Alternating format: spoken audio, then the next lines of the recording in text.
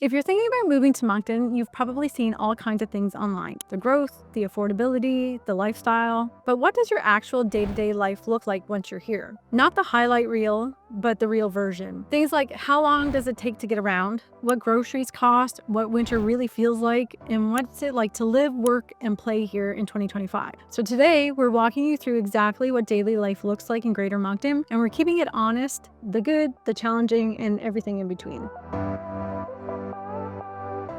One of the first things people usually notice is that Moncton still has a slower pace of life than bigger cities, even though it's getting busier every year. Most people are commuting under 30 minutes, and honestly, a good chunk of those are under 15 minutes. We do have rush hour, usually from around 7:30 to 9 in the morning, and then there's another rush in the late afternoon. But it's nowhere near what you see in a larger metropolitan area. Running errands is pretty quick and straightforward as long as you have a vehicle. Grocery stores, schools, and appointments are usually just a short drive away. If you're downtown, you can walk to quite a few things, but for the most part, driving is part of the routine in the city. The tri-community layout, so Moncton, Dieppe, and Riverview, does mean you'll feel the traffic a bit more when you need to cross the river during peak times. And with the population growing so quickly, longtime residents are definitely noticing that it's busier than it used to be. But overall, the daily rhythm still leans more relaxed than hectic. And for a lot of people, that's one of the biggest lifestyle differences they love.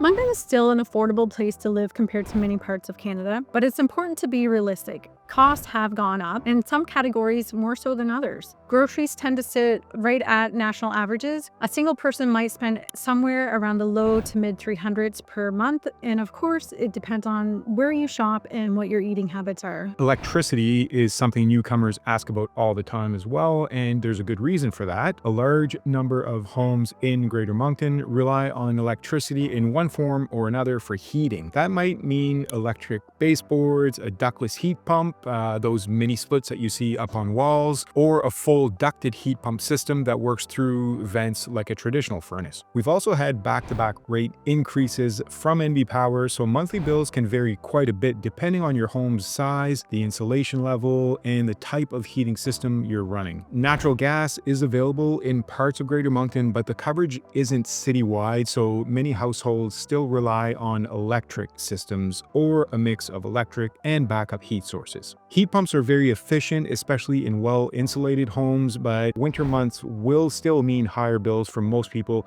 simply because heating is such a big part of our climate. For internet, most people are paying somewhere in the 80s to low 100s per month. Gas prices change every Thursday in New Brunswick, and in 2025, we're typically seeing regular gas in around mid $1.50 per liter. So yes, Moncton is still more affordable than major cities, but it's not as low cost as it used to be, especially for anyone renting or heating a larger home. Winter is still a big part of life here, so let's talk about that for a second. Recent years have generally landed in the 200 to 300 centimeter snowfall range, but it can vary a lot from year to year. Long-term averages sit closer to 300, and every once in a while we'll get a lighter year or a heavier one. Big storms are pretty normal, and winter usually stretches from November, possibly into April. We don't just get snow. Freezing rain and mixed precipitation are pretty common too. The city clears main roads first and then moves into residential areas. During back-to-back storms, it can take longer for side streets and sidewalks to be fully cleared. If you're coming from a more mild climate, this will feel like a real adjustment. But if you're used to true Canadian winters, it's very manageable. It becomes part of the rhythm of everyday life. And on the complete opposite end of the spectrum, our summers here are absolutely beautiful. They're warm, they're bright, and honestly, one of the biggest lifestyle perks of living in Greater Moncton. July temperatures usually land in the mid-20s, between say 24 and 26 degrees, and while we do get humidity, it's pretty manageable for most people. Most summers see just a handful of days that hit 30 degrees or above, and those tend to come and go pretty quickly.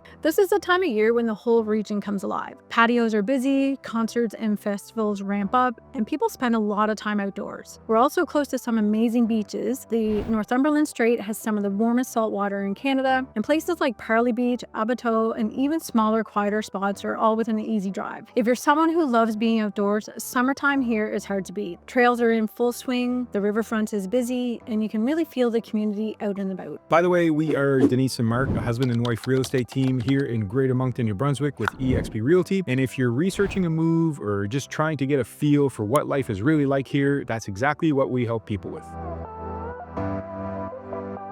Moncton is still very much a car-dependent city. The overall walk score is low, but if you're in the downtown core or parts of central Moncton, walking can work really well. Outside of that, most errands and commutes require a vehicle. Public transit has improved, especially with ridership growing in recent years, but only a small percentage of people rely on it for work. It works best along the main routes, but through evenings and weekends, service can still be a little more limited. Parking is usually easy once you're outside the downtown core. Downtown has meters and municipal lots, but the prices are lower than what you'll see in bigger cities. Cycling is also becoming more visible here. There are bike lanes all over the city now, along with a lot of multi-use trails. Most people still use the trail network for recreation rather than commuting, but the dedicated road lanes and connectors are definitely growing, and you see more people out on bikes in the warmer weather.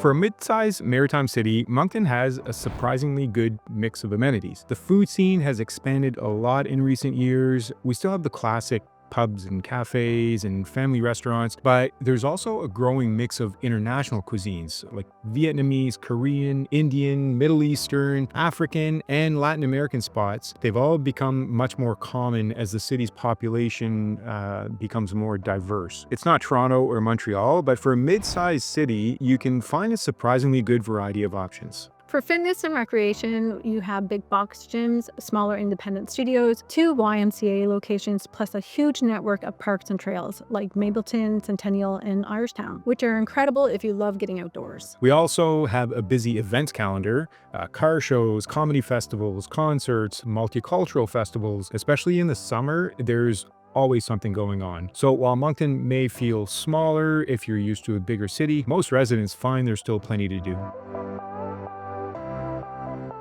Moncton's job market is one of the strongest in Atlantic Canada, with growth across healthcare, finance and insurance, customer support, logistics, construction, and education. Trades continue to be in demand as the region keeps growing. Bilingualism is a big advantage here. Many customer-facing jobs, government roles, and healthcare positions either require or strongly prefer both English and French. But if you work in trades or manufacturing or a more technical field, English-only opportunities are still widely available. Overall, the employment market is healthy, but knowing French definitely opens more doors.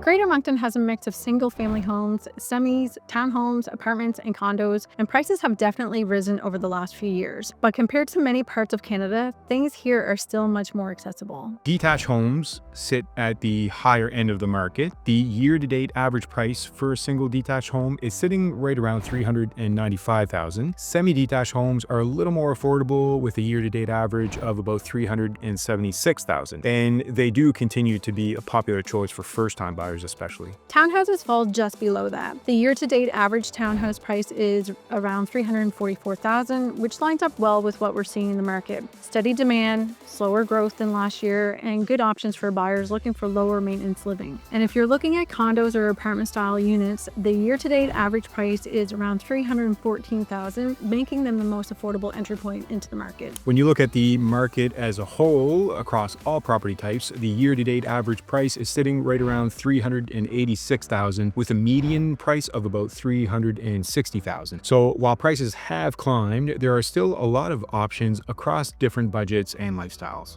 As for who tends to live where, downtown and central Moncton attract young professionals and renters, while families often gravitate to Dieppe, North Moncton, or Riverview. And if you want more space and privacy, the rural communities just outside the city offer a totally different pace of life. So hearing all that, we'd love to know, where do you see yourself fitting in? More of a downtown vibe, a family-friendly neighborhood, or something just outside the city? Let us know in the comments. Moncton in 2025 offers a mix of affordability, shorter commutes, and a relaxed pace of life. It also comes with some realities, things like winter, a growing population, and a layout that makes driving essential for most people. It's not a perfect match for everyone, but for many people, the balance of cost, community, and opportunity makes it a great place to live. People just like you reach out to us every week when they're thinking about moving to Moncton. If you'd like our free relocation guide, you can grab it using the link in the description or the QR code that's on your screen. If you'd like to compare some of the quieter areas around Moncton, watch this video next. We take you through a few great communities just outside the city so you can see what life looks like when you want a bit more space.